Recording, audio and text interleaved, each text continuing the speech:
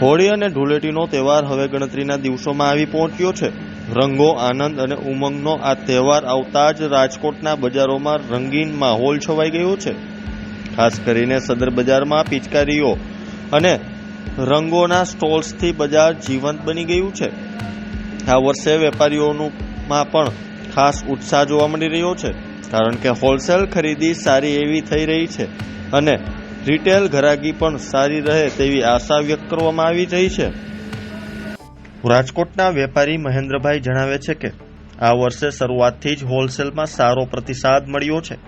ગયા વર્ષની સરખામણીએ આ વખતે વધુ નવી વેરાયટીઓ માર્કેટમાં આવી છે. ખાસ કરીને ગનમાં આ વર્ષે ઇલેક્ટ્રિક ગનની 10 થી 15 જેટલી નવી ડિઝાઇન ઉપલબ્ધ છે. બાળકોમાં ઇલેક્ટ્રિક ગન પ્રત્યે ખાસ ક્રેઝ જોવા મળી રહ્યો છે. લાઇટ અને સાઉન્ડ સાથે આવતી ગન બાળકો માટે આકર્ષણનું મુખ્ય કેન્દ્ર બની ગયું છે. ફુવારાવાળી પિચકારીઓમાં પણ આ વર્ષે વિશાળ રેન્જ આવી છે. 4 ફુવારાથી લઈને 150 ફુવારા સુધી પાણી છોડતી પિચકારીઓ માર્કેટમાં ઉપલબ્ધ છે. નાના બાળકો માટે સરળ પંપવાળી પિચકારીથી લઈને મોટા ટેન્કવાળી હાઈ પ્રેશર ગન સુધી વિવિધ વિકલ્પો જોવા મળી રહ્યા છે. ખાસ કરીને ટેન્ક સાથે આવતી પિચકારીમાં પણ અનેક નવી ડિઝાઇન અને કલર કોમ્બિનેશન આવ્યા છે, જે યુવાનોમાં વધુ લોકપ્રિય બની ગયું છે. વેપારીઓ મુજબ રાજકોટમાં આવતી મોટા ભાગની પિચકારીઓ દિલ્હીમાંથી મંગાવવામાં આવે છે. દિલ્હી માર્કેટમાં નવી ડિઝાઇન અને મોડલ્સ ઝડપથી ઉપલબ્ધ થતા હોવાથી કારણે અહીંના વેપારીઓ પણ ત્યાંથી જ માલ મંગાવે છે.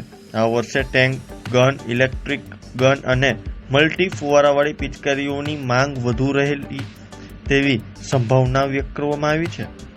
તો ત્યારે જુઓ અમારો ખાસ અહેવાલ. સ્ટોર છે સદર બજાર અને પિચકારીનો જે વેપાર છે એ બધા અહીંથી જે હોલસેલર છે એ બધા 30 થી 40 વર્ષથી વેપાર કરે છે. નવીનતામાં તો એવું છે, જે આપણો તહેવારમાં છે બાળકો માટે જે ફુવારાની જે પંપ આવે છે એની વધારે પડતો ક્રેઝ છે. અવનવી વેરાયટી ઘણી છે, આમાં 500 જાતની વેરાયટી આવે છે.